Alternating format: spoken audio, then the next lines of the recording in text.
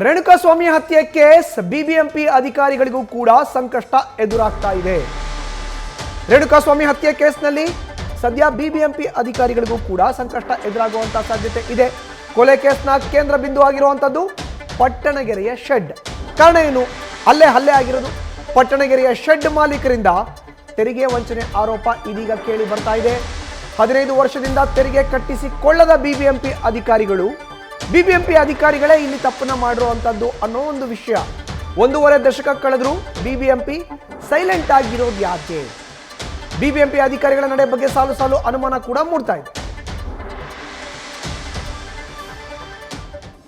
ವಿಶೇಷ ಆಯುಕ್ತರು ಯಾಕೆ ಕಟ್ಟಲಿಲ್ಲ, ಅವ್ರಿಗೆ ನೋಟಿಸ್ ಕೊಟ್ಟಿದ್ದಾರಾ, ನೋಟಿಸ್ ಕೊಟ್ಟಿರಲಿಲ್ವಾ, ಅಥವಾ ಯಾರಾದ್ರೂ ಅವ್ರ ಜೊತೆಗೆ ಸೇರ್ಕೊಂಡಿದ್ದಾರಾ ಲೋಕಲ್ ಅಫಿಷಿಯಲ್ಸ್ ಅಂತ ಹೇಳಿ ಅದನ್ನು ಕೂಡ ಝೋನಲ್ ಕಮಿಷನರ್ ಅಲ್ಲ, ಸ್ಪೆಷಲ್ ಕಮಿಷನರ್ ತೆರಿಗೆಗೆ ನಮ್ಮಲ್ಲಿ ಈಗ ಆದಾಯಕ್ಕೆ ಕಂದಾಯ ಹೆಸರು ರೆವಿನ್ಯೂ ಅಂತ ಹೇಳ್ತಾರೆ, ಕಂದಾಯ ವಿಶೇಷ ಆಯುಕ್ತರು ಅದನ್ನು ನೋಡ್ತಿದ್ದಾರೆ.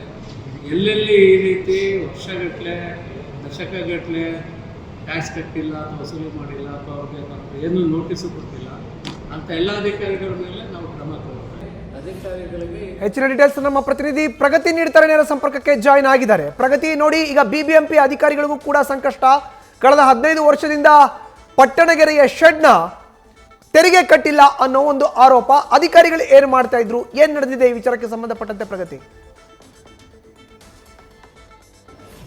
ಎಕ್ಸಾಕ್ಟ್ಲಿ ಮಧುಸೂದನ್, ಇದೇ ಪ್ರಶ್ನೆ ಈಗ ಮೂಡ್ತಾ ಇರುವಂತದ್ದು. ಯಾಕಂದ್ರೆ ಬಿಬಿಎಂಪಿ ಅಧಿಕಾರಿಗಳು ಈ ಪಟ್ಟಣಗೆರೆ ಶೆಡ್ ಅಂದ್ರೆ ಯಾವಾಗ ರೇಣುಕಾಸ್ವಾಮಿ ಕೊಲೆ ವಿಚಾರ ಮುನ್ನೆಲೆಗೆ ಬರುತ್ತೋ ಆಗಿನಿಂದಲೂ ಅತಿ ಹೆಚ್ಚು ಚರ್ಚೆಯಲ್ಲಿರುವಂತಹ ಒಂದು ವಿಚಾರ ಅಂದ್ರೆ ಅದು ಈ ಪಟ್ಟಣಗೆರೆಯ ಶೆಡ್ನ ವಿಚಾರ.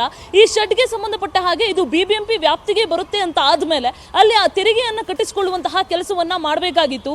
ಈಗ ಎಚ್ಚೆತ್ಕೊಂಡು ಇಷ್ಟು ದಿನ ಆದ್ಮೇಲೆ ಎಚ್ಚೆತ್ಕೊಂಡು 2008-9 ಸಾಲಿನಿಂದ ತೆರಿಗೆ ಕಟ್ಟಿದಾರಾ ಇಲ್ವಾ ಅನ್ನುವಂತಹ ನೋಟಿಸ್ ಕೊಡುವಂತಹ ಕೆಲಸವನ್ನ ಅಧಿಕಾರಿಗಳು ಮಾಡ್ತಾ ಇದ್ದಾರೆ. ಸುಮಾರು 16 ವರ್ಷಗಳ ಬಳಿಕ ಇವರಿಗೆ ಹಾಗಾದ್ರೆ ನಿದ್ದೆ ಕಣ್ಣಿಂದ ಆಚೆ ಬಂದ್ರ? ಹಾಗಾದ್ರೆ ಇವರು 16 ವರ್ಷ ಆದ್ಮೇಲೆ ಇದು ಬಿಬಿಎಂಪಿ ವ್ಯಾಪ್ತಿಗೆ ಬರುತ್ತಾ ಬರಲ್ವಾ ಅನ್ನುವಂತಹದನ್ನ ಪರಿಶೀಲನೆ ಮಾಡೋದಕ್ಕೆ ಮುಂದಾದ್ರ ಅನ್ನುವಂತಹ ಪ್ರಶ್ನೆ ಕೂಡ ಹುಟ್ಕೊಳ್ಳುತ್ತೆ. ಯಾಕಂದ್ರೆ ಕಾಲಕ್ಕೆ ತಕ್ಕಂತೆ ಅಧಿಕಾರಿಗಳು ಆ ಕೆಲಸವನ್ನ ಮಾಡಬೇಕಾಗಿತ್ತು. ಯಾಕಂದ್ರೆ ರೆವೆನ್ಯೂ ಇನ್ಸ್ಪೆಕ್ಟರ್ಗಳಿರ್ತಾರೆ, ಟ್ಯಾಕ್ಸ್ ಇನ್ಸ್ಪೆಕ್ಟರ್ಗಳಿರ್ತಾರೆ, ಅವ್ರ ಕೆಲಸ ಏನು, ಅವರ ವ್ಯಾಪ್ತಿಗೆ ಬರುವಂತಹ ಬಿಬಿಎಂಪಿಯ ಎಲ್ಲೆಲ್ಲಿ ಜಾಗ ಇರುತ್ತೆ ಆ ಜಾಗಗಳ ಟ್ಯಾಕ್ಸ್ ಕಟ್ಟಿದಾರಾ ಇಲ್ವಾ, ಸರಿಯಾದ ಸಮಯಕ್ಕೆ ಟ್ಯಾಕ್ಸ್ ಏನೋ ಬಿಬಿಎಂಪಿಗೆ ಸಲ್ಲಿಕೆ ಆಗಿದೆಯಾ ಇಲ್ವಾ, ಅದೆಲ್ಲವನ್ನ ಚೆಕ್ ಮಾಡೋದೇ, ಅದೆಲ್ಲವನ್ನ ಪರಿಶೀಲನೆ ಮಾಡೋದೇ ಆ ರೆವಿನ್ಯೂ ಇನ್ಸ್ಪೆಕ್ಟರ್ ಮತ್ತೆ ಟ್ಯಾಕ್ಸ್ ಇನ್ಸ್ಪೆಕ್ಟರ್ಗಳ ಕೆಲಸ. ಇದನ್ನ ಪರಿಶೀಲನೆ ಮಾಡೋದು ಸಂಬಂಧಪಟ್ಟಂತಹ ARO ಕೆಲಸ. ಆದ್ರೆ ಇಲ್ಲಿ ಯಾವುದೂ ರೀತಿಯಾದಂತಹ ಕೆಲಸ ಆದಂಗೆ ಕಾಣ್ತಾ ಇಲ್ಲ.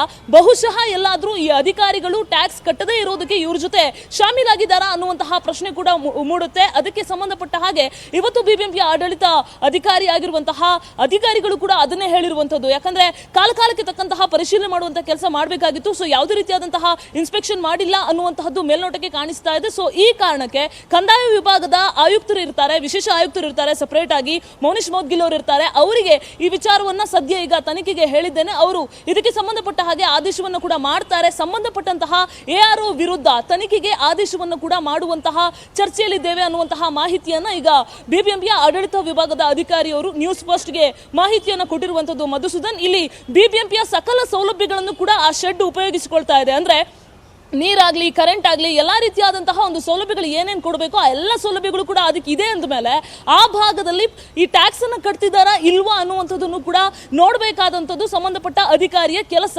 16 ವರ್ಷ ಆದ್ಮೇಲೆ ಈಗ ಅಲರ್ಟ್ ಆಗಿದ್ದಾರೆ. ಅಟ್ಲೀಸ್ಟ್ ಈಗಲಾದ್ರೂ ಟ್ಯಾಕ್ಸ್ ಅನ್ನ ಕಟ್ಟಿಸ್ಕೊಳ್ತಾರಾ ಇಲ್ವಾ ಕಾದ್ ನೋಡ್ಬೇಕಾಗಿರೋದು. ಮಧುಸೂದನ್, ಧನ್ಯವಾದ ಪ್ರಗತಿ ನಿಮ್ಮ ಮಾಹಿತಿಗೆ.